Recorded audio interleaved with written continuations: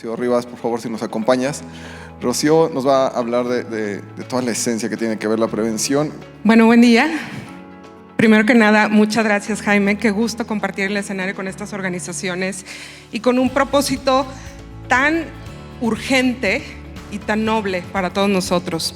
Yo soy Rocío Rivas, me encargo de la parte de consultoría para CEPA Mobility, y en CEPA nosotros tenemos el propósito de cambiar para salvar vidas.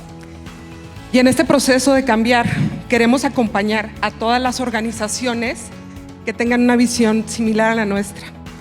Con este propósito hacemos uso de estos foros para poder compartir con ustedes información que pueda ayudarles a dar forma a sus estrategias desde la evidencia, desde lo que está estudiado y probadamente efectivo para realmente generar entornos viales seguros. Muy bien, hoy vamos a hablar de las prioridades que deberíamos tener como parte de nuestra estrategia en esta población tan importante como son los fleet managers.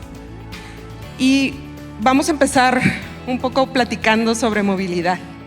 La movilidad es algo que a veces damos por sentado. La movilidad es la capacidad que tenemos de trasladarlos de un lugar a otro. Es parte de nuestras vidas, tanto en el entorno personal como en el entorno laboral. ¿Cuánto tiempo pasamos hoy en el tráfico? ¿Y qué tampoco hablamos de movilidad? Y cuando hablamos de movilidad sostenible, que es un concepto que está como muy en boga, a veces pensamos en autos verdes. Y es una parte de la sostenibilidad, pero el impacto más importante que puede tener la movilidad es el impacto social. Y el impacto social precisamente se mide en el número de accidentes que ocurren con las personas que están dentro del entorno vial tratando de satisfacer alguna necesidad. Es bien importante empezar a hablar de este concepto también dentro del desempeño de las empresas. Cuando hablamos de desempeño, siempre pensamos en la tarea específica que se le da a un puesto. O sea, un vendedor mide su desempeño por cuántas ventas cierra.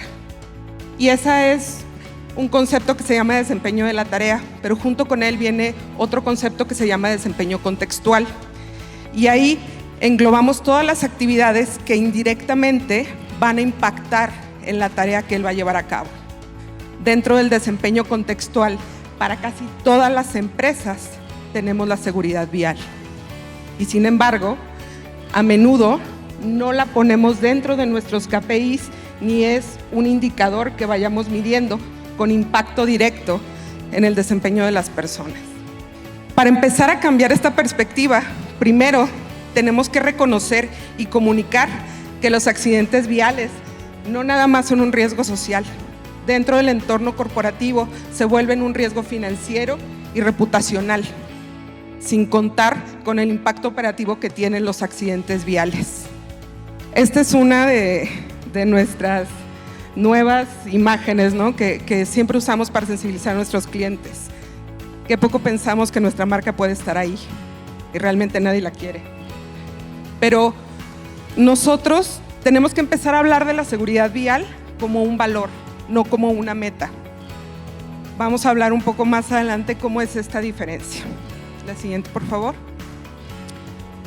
El gerente de flota es una imagen tremendamente importante para la medición y el control de este riesgo.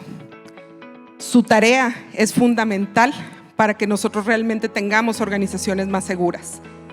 Y sabemos también que las elecciones que toman tienen que estar respaldadas por intervenciones que sean probadamente efectivas.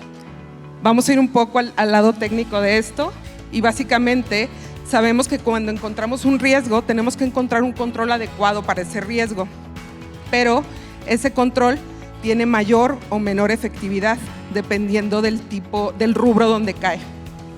La siguiente.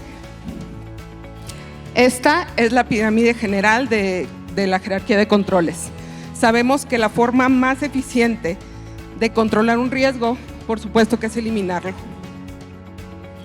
Después de la eliminación viene la sustitución. Si no se puede sustituir, ¿cómo podemos aislar la tarea y mantener a las personas seguras? Si tampoco podemos aislar, entonces entrenémoslo y demos EPP. Pero aquí hay un punto bien interesante. Los primeros 3 elementos los llamamos controles duros, porque esos van a estar sí o sí, no dependen de la decisión de una persona.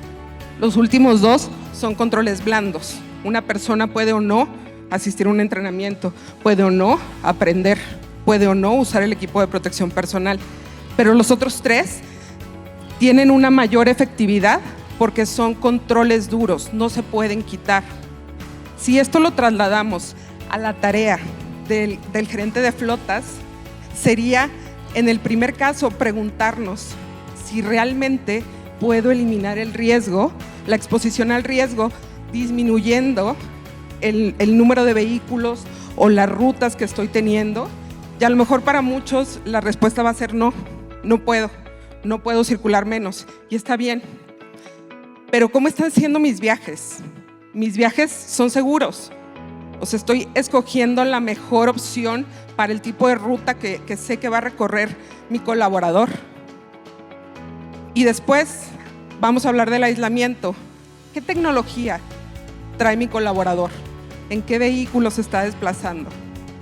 Y al final, por supuesto, que tenemos que trabajar en el entrenamiento y en el uso de equipo de protección personal, pero entendiéndolo como un control blando. Nuestra principal tarea está en los 3 primeros. Ahora, ¿cómo atendemos estos 3 niveles de control? La siguiente, por favor. Y increíblemente, nuestra primera herramienta es, por supuesto, que la política de viajes, que en realidad es un control de seguridad. Mi política de viajes tendría que responder por lo menos a las siguientes preguntas. La siguiente, por favor. Tengo que saber qué viajes se van a realizar, para quién estoy comprando vehículos, esos vehículos bajo qué condiciones se van a conducir. Es muy importante que tengamos la oportunidad de planear rutas con anticipación. Yo sé que el entorno vial cambia y que no siempre vamos a poder tomar la misma ruta, pero si yo tengo por lo menos mis rutas más transitadas, bien establecidas y analizadas, puedo definir si son transitables o no, si son seguras o no. Si mi política evita los viajes nocturnos, por supuesto que voy a disminuir la exposición al riesgo. Si mi política tiene consideraciones que tomen en cuenta la fatiga del manejo y las estancias overnight, por supuesto que va a aportar a la disminución de la exposición. Y en un entorno como el de nosotros, no podemos dejar de lado las recomendaciones de seguridad patrimonial. Viene una pregunta que es bien importante que las políticas respondan. ¿En qué condiciones no vamos a recomendar un viaje terrestre? ¿Cuándo es que no vamos a viajar por tierra? Y estoy pensando, por ejemplo, tristemente en algunas zonas del país, donde a lo mejor estamos a 4 o 5 horas por tierra, pero que sabemos que las condiciones de seguridad son pocas. Y no deberíamos de mandar a nuestros colaboradores por vía terrestre, tendríamos que considerar otra opción. Si yo estoy pidiendo que una persona maneje 12 horas, a lo mejor con una interrupción de 1 hora, de todas maneras, al final de ese trayecto lo estoy exponiendo a una fatiga de la conducción. Mi conductor no va a estar en las mejores condiciones. Y todo esto se gestiona desde la política. Yo les preguntaría, su política dice cuándo tendríamos que valorar un viaje aéreo, cuándo podríamos escoger otro medio de transporte.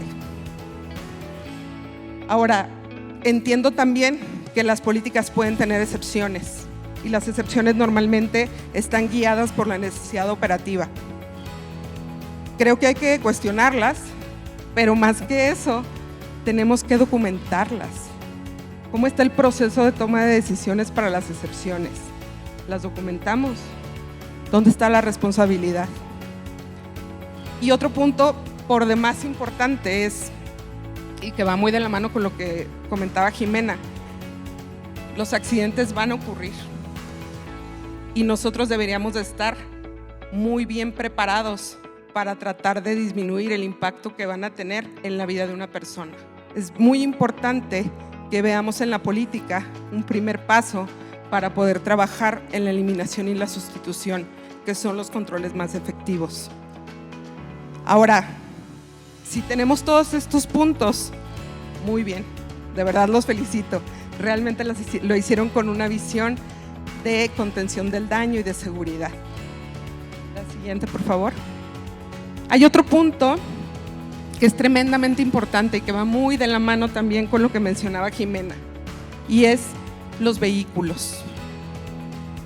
Siempre decimos, y creo que todos estamos convencidos, que las personas son nuestro recurso más importante. ¿Y dónde las estamos trasladando? ¿Qué estamos escogiendo para su seguridad?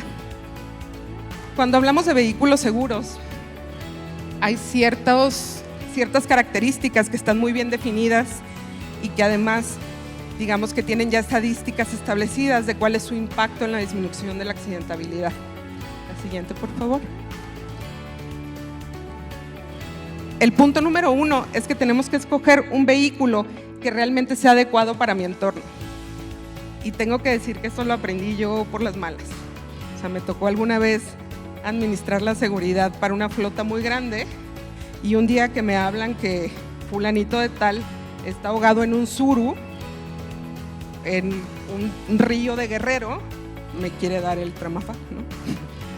Porque para empezar, un vehículo que no cumple ni con el mínimo de seguridad, que está en una zona donde las corrientes son cosa de todos los días. Estábamos esperando a que el pobre hombre nadara. Pero a veces no nos preguntamos, más allá de la inversión, más allá de las finanzas, ¿qué lección estoy haciendo yo de vehículo en relación al entorno? O por ejemplo, en otro lugar, me recuerdo bien, camionetas con batea, grandes, y se distribuían en todo el país. Y cuando se distribuyen en la Ciudad de México, ustedes saben lo que es andar en la Ciudad de México con una camioneta de ese tamaño. No está hecho para el entorno. Finalmente, lo que nosotros buscamos es que los vehículos sean la herramienta adecuada para el conductor, pero también que sean vehículos que permitan los errores y que no cuesten la vida. Siempre nos vamos a equivocar. Les puedo decir felizmente que la mayor parte del tiempo no nos vamos a equivocar y lo vamos a hacer todo muy bien. Pero siempre va a haber un error. Y de las decisiones que tomamos antes de ese momento va a depender si este error perdona la vida o no. Cuando hablamos de tecnología, por lo menos deberíamos de estar buscando en nuestros vehículos el control electrónico de estabilidad y los sistemas avanzados de ayuda a la conducción, el ADAS. Creo que el sistema electrónico de estabilidad lo tienen casi todos los vehículos, pero luego cuando hablamos de ADAS parece que es una tecnología así súper rimbombante. Es una tecnología que se lanzó en el 2012 y que desde 2016 en la mayoría de los países del mundo es mandatoria para las manufactureras. Entonces no estamos pidiendo mucho, estamos pidiendo lo que hoy se ofrece de manera estándar para la seguridad.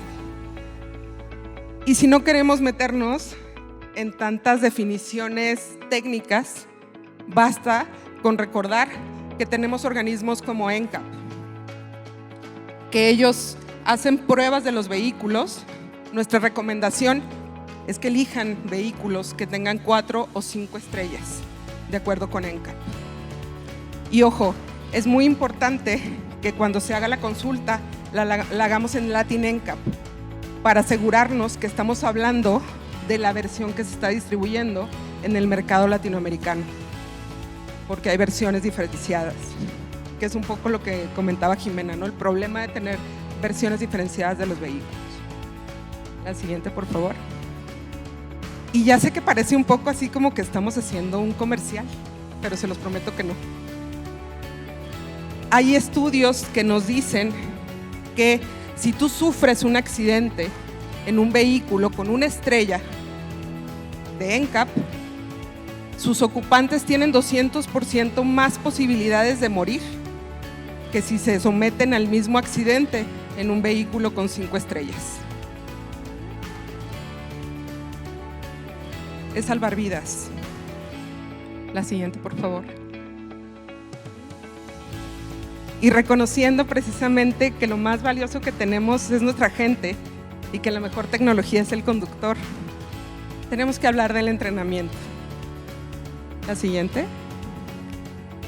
Y el entrenamiento, creo que todas las empresas tienen algún plan de entrenamiento, pero no se trata nada más de entrenar, se trata de cómo y de qué. Creo que algo que vemos mucho en la investigación de accidentes es que todos los planes de acción tienen que ver con volver a entrenar. Y de repente, estando yo del otro lado, decía, bueno, pero es que ya entrené 40 veces. Entonces, ¿qué está pasando? La forma tiene que ser motivadora. Tenemos que hablarles a las personas. Y tiene como propósito cambiar las percepciones, generar nuevas herramientas, no nada más entregar datos. Si nos vamos a los estudios, a la academia, sabemos que los entrenamientos que están basados en desarrollar las habilidades avanzadas de conducción, como puede ser, por ejemplo, los virajes de emergencia, en realidad no generan una mejora en el perfil de seguridad del conductor. Incluso hay estudios que muestran que su desempeño es peor después de la toma del entrenamiento porque generan un perfil de falsa seguridad. Nuestra gente no necesita que les enseñemos a derrapar o a frenar en 20 metros. Nuestra gente necesita que les enseñemos a tomar mejores decisiones, a hacer un análisis de riesgo en el entorno y sobre todo que vayamos alimentando la base sobre la que se va a fundamentar la toma de decisiones. Algo que pasa mucho precisamente en esos entrenamientos de virajes extremos que se dan sobre todo para temas de security es que traemos a la gente y les das un carro nuevo y los pones a que hagan 8 y vueltas y tal. Y por supuesto que los están preparando para una situación de security, para un secuestro, manejo evasivo. Y toda la gente trata de cuidar el carro. O sea, todo el mundo está muy preocupado por las llantas, está muy preocupado por la defensa y no están preocupados por ellos. Y lo hemos visto mucho en accidentes. Si no tienes entrenado el pensamiento, lo primero que vas a pensar es, no me voy a echar el carro. Y tenemos que entrenar a nuestra gente para que entienda que el carro no importa. Que si tenemos un vehículo seguro, con un buen habitáculo, es mejor que se impacte. Pero todo esto tiene que venir de un proceso de entrenamiento. Por supuesto que con un vehículo seguro. Pero cambiemos la perspectiva. Nuestra gente no necesita habilidades avanzadas de conducción. Nuestra gente necesita mejorar el análisis de riesgo y la toma de decisiones. Y se los dejo un poco a ustedes. Lo hago también conmigo. Cuando voy manejando y voy analizando mi propia evaluación del entorno, me doy cuenta que no todas mis decisiones son completamente racionales. Y creo que sería un buen ejercicio que lo hiciéramos cada uno de nosotros y me dicen cómo sale, ¿no? Al final, lo que nuestros entrenamientos deben de hacer es generar cultura. La siguiente, por favor. Y la mejor apuesta que tenemos es precisamente la cultura. Creo que hemos hablado también en muchos lugares, se habla de cultura y parece que tenemos muy claro el concepto, pero si lo tenemos tan claro, ¿por qué es tan difícil cambiarla? La siguiente. Aquí hay una definición de cultura de seguridad que a mí me encanta. Dice que la cultura de seguridad de una organización es el producto de los valores individuales y de grupo, las actitudes, las percepciones, las competencias, los patrones de comportamiento y que estos determinan el compromiso, el estilo y hasta la capacidad de la gerencia. Qué interesante, ¿no? A veces queremos hacer cambios que se basen en una sola persona y a veces no tenemos claro ¿Cuáles son todas estas percepciones y todos estos valores que tiene el grupo? Si hablamos de cómo se constituye la cultura, la siguiente, por favor. Hablamos de una pirámide, aquí también, pero esta no es invertida. En la base están los valores de cada uno y las asunciones que hacemos. Estos valores, dentro de un entorno corporativo, se transforman en la misión, en las estrategias y también en las normas, pero más interesante, se transforman en las historias. Aquí es donde viven los héroes y las leyendas. Y es bien interesante ponerse a pensar quiénes son las leyendas y quiénes son los héroes de nuestros entornos. De todas estas historias van a salir las actitudes y las opiniones. Y ojo, aquí están las opiniones personales. ¿De qué se habla en nuestras organizaciones? ¿De qué se habla de manera no oficial? ¿Qué es lo que dice la gente? Porque eso es lo que va a generar el comportamiento. Cambiar la cultura es trabajar con personas y trabajar con personas desde su parte más humana. La siguiente, por favor. La seguridad para nosotros debería de ser un valor y a veces es una meta. Los valores y las metas son diferentes. Una meta es algo que me puso mi jefe y que tengo que cumplir de aquí a 3 meses o a 1 año. Van a cambiar de acuerdo con la posición que yo tenga, van a cambiar incluso de acuerdo con los resultados que tengan otros departamentos.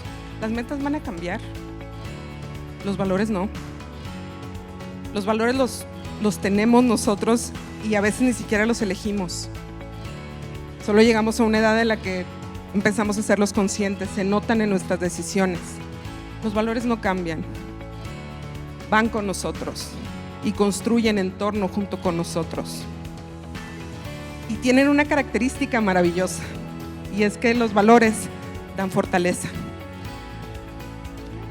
Y creo que el concepto puede sonar un poco complejo. Precisamente yo por supuesto me dedico a seguridad, pero mi formación va más enfocada a comportamiento. Y cuando hablamos de valores, a veces nosotros mismos no los tenemos claros, pero les pido pensar, por ejemplo, no sé, díganme algún valor que para ustedes sea importante. Honestidad, me encanta, fabuloso. ¿Y de dónde lo aprendieron o quién se los enseñó o dónde firmaron para ser honestos? De la casa. Yo tengo una bonita historia de honestidad. A mí me la enseñó mi abuela. Yo crecí con ella.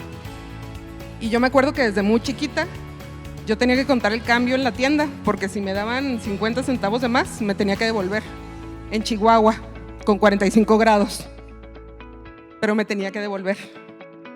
Y cuando me devolvía y entregaba el cambio que estaba de más, regresaba muy feliz de mí misma.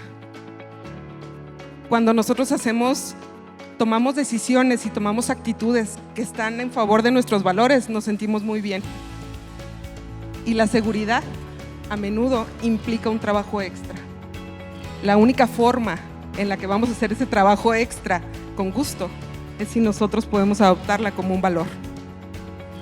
Porque si no va a ser el de me pongo los lentes en la empresa, pero cuando salga, no sé, y voy a cambiar un foco, lo voy a cambiar sin bajar el switch porque qué flojera. Y aparte me dijeron que había que traer una escalera, si yo toda la vida me he subido en una silla. Necesitamos de este cambio de perspectiva para que estas decisiones seguras sean naturales y para que no importe el pequeño extra que vamos a tener que ejecutar. Por supuesto que en las organizaciones los valores se modelan. No podemos aspirar a tener una cultura de seguridad si no hay congruencia. Y ojo, la congruencia viene desde arriba, desde el primero y hasta el último. ¿Cuáles son los comportamientos que nosotros aplaudimos y cuáles dejamos pasar? Y voy a volver un poco al tema de seguridad. Cuando nosotros tenemos conversaciones sobre seguridad y la principal discusión son los costos, ¿dónde están nuestros valores? Esta congruencia es lindísima, porque la congruencia en un líder genera compromiso en la gente que está alrededor de él. Y otra vez, no lo digo yo, lo dicen los estudios.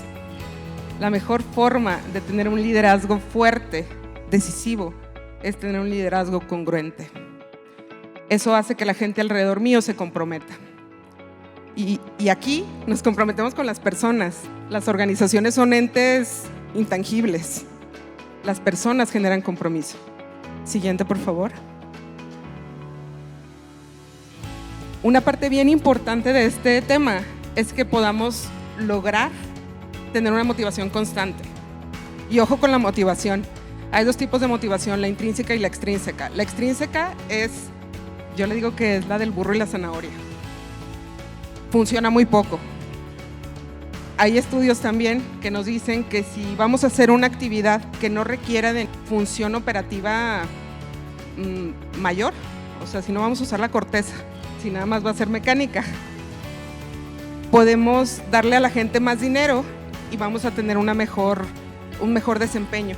Pero si las funciones requieren de un proceso neurológico diferente, si tiene que haber análisis, el dinero no va a ser suficiente. Necesitamos una motivación intrínseca. Y esa motivación intrínseca es la capacidad que tenemos de convertirnos en un líder. Todos trabajamos porque queremos ser muy buenos en algo. La verdad es que no trabajamos para evitar que un día en la mañana alguien llegue y nos diga que lo estamos haciendo todo mal. También pasa mucho con los accidentes. Hay organizaciones que traen un muy buen trabajo y un día tienen un accidente y la conversación empieza a ser así del tono de estamos igual que hace un año, estamos haciendo las mismas cosas, ¿cómo es posible? Todo está terrible, no hay salvación, y eso acaba con la motivación. ¿Qué estamos haciendo nosotros para motivar al equipo? Busquemos herramientas de motivación intrínseca. Y todo esto, siguiente por favor, va de la mano con la comunicación. Nosotros no vivimos en el entorno en que vivimos, ¿sabes? Vivimos en el entorno que nos cuentan. La cultura de seguridad exitosa se caracteriza porque tiene una comunicación abierta, que está basada en la confianza mutua y que es horizontal. ¿Cuántas veces, cuando ocurre un accidente, lo primero que hacemos es asegurarnos de que el conductor no esté mintiendo? ¿Qué impacto tiene eso en la cultura? Finalmente genera el entorno de trabajo donde cada uno de nosotros nos presentamos, y ¿saben qué? También genera el entorno donde nos relacionamos personalmente. Cuando las organizaciones toman la decisión de hacer algo diferente, hay cosas que van muy bien y hay otras que no van a salir bien. Y tenemos que estar preparados y no cambiar el rumbo. Algo que veo que pasa muchas veces es que cuando hay un cambio así radical en términos de cultura de seguridad, cuando hay una estrategia totalmente diferente, o incluso cuando cambias el liderazgo, sabemos que los primeros 3-6 meses va a haber más accidentes que antes. Y todo el mundo dice así de, no sirve, ya, búscate a otro. Dude, no pasa eso. O sea, hay un cambio en la visión. Y lo más seguro es que lo que antes no identificabas como un riesgo, hoy sí lo estás identificando. Y que lo identifiques te da la posibilidad de cambiarlo. Pero necesitamos tener resiliencia, porque va a haber bajadas. ¿Qué vamos a aprender de eso? ¿Cómo vamos a cambiar y cómo vamos a mejorar? Al final, esa capacidad de mantener la estrategia y de mantener claro el propósito nos da la posibilidad de ser sostenibles. Y la sostenibilidad finalmente es lo que estamos buscando. ¿Estamos preparados para llegar ahí? ¿Qué herramientas necesitamos? Nosotros, en CEPA, estamos comprometidos a generar cambios que salven vidas. Y nos encantaría acompañarlos en ese camino. Muchas gracias.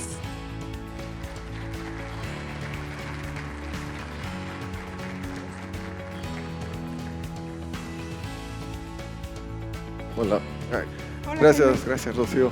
¿Alguien tiene alguna pregunta para Rocío respecto a esta estrategia que de alguna manera plantea y diseña desde el tema cognitivo de las personas?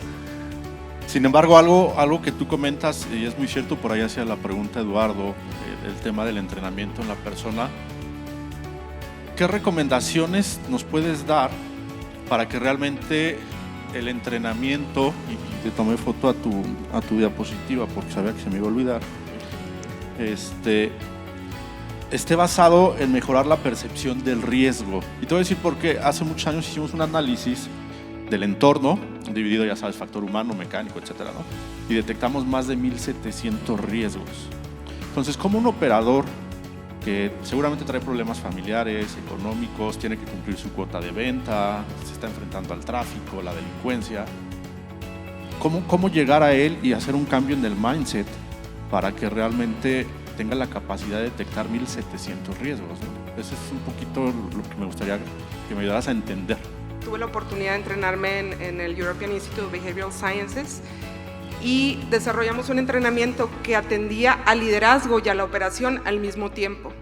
No puedes tratar de cambiar un solo grupo del entorno porque se va a agotar el cambio en el comportamiento. De parte del liderazgo, lo que hicimos fue determinar, poner sobre la mesa todas las características que iban a hacer de su liderazgo un liderazgo real. Va mucho con este tema de la empresa consciente y de conscious leadership, ¿no? Y lo que encontramos es que todos queremos ser buenos líderes. Y cuando somos líderes, que tomamos decisiones basadas en valores, es mucho más fácil la toma de decisiones, porque no tienes que estar tomando 35,000 variables en cuenta. Tú ya sabes cuál va a ser la decisión que vas a tomar. Entonces, entregamos esas herramientas para el liderazgo, les dimos herramientas también de comunicación diferentes, cómo iban a ser las retroalimentaciones, cómo se iban a hacer las consecuencias tienen que ser graduales, o sea, cuando algo no va bien, tampoco es que les vayamos a aplaudir. Va a haber consecuencias, pero las consecuencias tienen que ser graduales y tienen que tener como propósito el cambio de actitud, no el castigo. Y empezamos a trabajar como básicamente en eso, las características del liderazgo, la comunicación, el tipo de consecuencias, y les hicimos un programa para que tuvieran un propósito personal, un compromiso personal de que ibas a ser diferente. Eso lo hicimos con el liderazgo. Con la operación fue muy interesante, porque cuando empezamos a escucharlos, lo que ellos sienten es que no son capaces. O sea, si yo veo que algo está mal, no voy a parar el camión o no voy a parar la línea. Si nosotros les damos a ellos la posibilidad sí de parar un proceso, ellos empiezan a sentirse responsables, y les dimos un entrenamiento general sobre lo que era el riesgo y cómo el riesgo no puede ser detectado por una sola persona. Necesitamos a un conjunto de gentes que esté yendo hacia el mismo lugar para que realmente puedas hacer un barrido general. Y después de eso, le dimos a esta gente también un pequeño entrenamiento sobre los valores. Y entonces, cuando ellos tomaban la decisión de reportar una situación de riesgo, no era porque estábamos cumpliendo una meta, porque a mí me pidieron que reportara 15 actos inseguros, sino porque eso estaba pegado con el propósito. Hicimos seguimiento cada mes para ver cómo iba cada quien con su compromiso. Y la verdad es que al principio yo no estaba muy segura de que esto fuera a ser muy efectivo. Me daba gusto que la gente me decía que tenía un mejor equipo, que finalmente habían hecho equipo, disminuyó, por ejemplo, la rotación en lugares donde teníamos una rotación súper alta, pero a la vuelta de 6-8 meses empezamos a ver una disminución en la accidentabilidad que superaba el 60%. Después de que seguimos, o sea, al final del año salimos con una disminución de la accidentabilidad más del 70%, y empezamos a hacer lo mismo en otros lugares de Centro y de Sudamérica. Y luego fuimos a implementar, por ejemplo, El Salvador, que es un lugar tan complejo donde la gente está pensando, o sea, tiene otras prioridades. Increíblemente funcionó. Se trata de que puedas poner sobre la mesa herramientas de cambio y que a la hora de que lo hagas sea sincronizado la intervención entre el liderazgo y la operación. No puedes hacer uno sin el otro. Digo, algo de esto, si necesitas a lo mejor literatura o algo, te podemos compartir con mucho gusto. Gracias.